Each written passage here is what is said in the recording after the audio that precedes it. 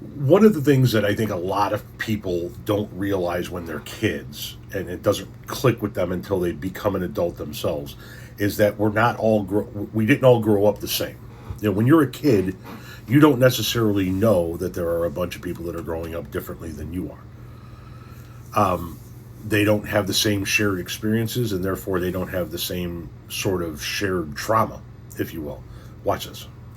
I posted this yesterday and it seems to have struck a chord. No, because what do you mean there are people who grew up and weren't able to tell who was coming by the sound of their footsteps and didn't need to know the difference between what an angry footstep and a calm footstep sounded like? So I figured to help us all collectively process our trauma, I would read some of the craziest responses I got in the comments. Not everyone had to plan their day around how aggressively the kitchen cabinets being open and shut first thing in the morning, or the way that the air sounds when the door closes when they're angry. And tell you when a coffee cup is empty based on the sound it makes when sat down.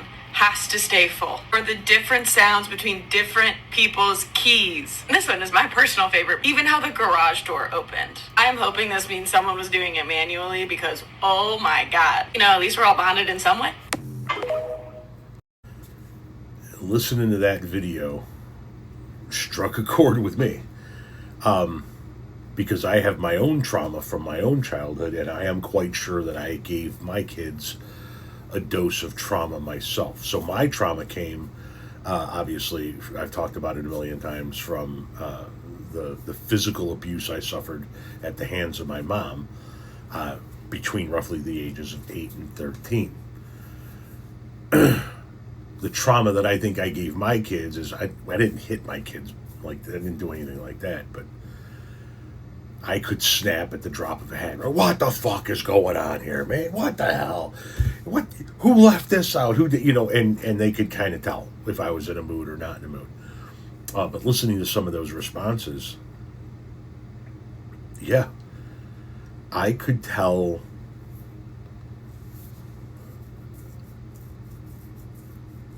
I'm trying to make sure that I phrase it properly so that it meets all of the community guidelines for all of the different social media sites I'm going to post it to. I could tell probably by about the age of 10, because I had been into it for a couple of years by that point in time. I could tell what kind of ass whooping I was getting ready to get by how my mom's feet were coming at me. I could tell if I was going to get an ass whooping in a lot of instances by how she walked. But I could tell mainly if I knew I was going to get an ass whooping, how bad that ass whooping was going to be as it correlated to how loudly her feet, excuse me, sorry, I keep fucking with my phone, were hitting the floor. If she came ogre stomping down the hallway, yeah, I was going to be black and blue by the time it was over with. As far as some of that other stuff, right? Like the sound of different people's keys. I had that very early on, but my parents got divorced when I was 8, and I didn't go live with my father until I was 13. So through all of those trauma years of mine, there was no different set of keys. It was just hers. So I never really had that. But like, yeah, I could tell how angry she was by how she was opening and shutting the cabinets, by how she walked, by how she came through the front door. Some of that, I am sure I did to my kids when I would snap because of something. Because I was fucking stressed out because of work and something happening at home and who the fuck knows. And so I lost my fucking cool again and got loud.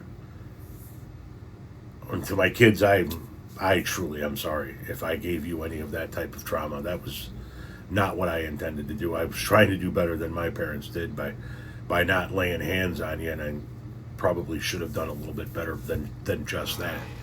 But yeah, I mean, you learn to listen to things in your house to know do I want to be part of what's going on there? Do I want to avoid what's going on there? Am I in a situation where even if I avoid what's going on there, am I still going to get an ass whooping for something at some point in time? Just because she's pissed off and she's looking for a fucking punching bag. You learn to listen to all kinds of shit. How people move through the house. How people are talking on the phone to other people. How people are moving pots and pans around and slamming cabinets and coming in and out of the house. Sometimes how they pull into the driveway. I could tell if when she got into the house I was gonna fucking take one or not by how she pulled into the driveway. And then you don't know that not everybody's going through that shit, and then you grow up and you're like, so you were like cool when your parents came home. Your mom came home and it was like mom's home. Yeah, I didn't really have that. That missed me. That was an excellent post about trauma, and I think that this particular content creator is going to be on to something maybe long term in doing content about trauma that might be a little bit more shared than we think, but also quite different than we think. She's on to something here because, yeah, some of that stuff hit home with me. That's for sure.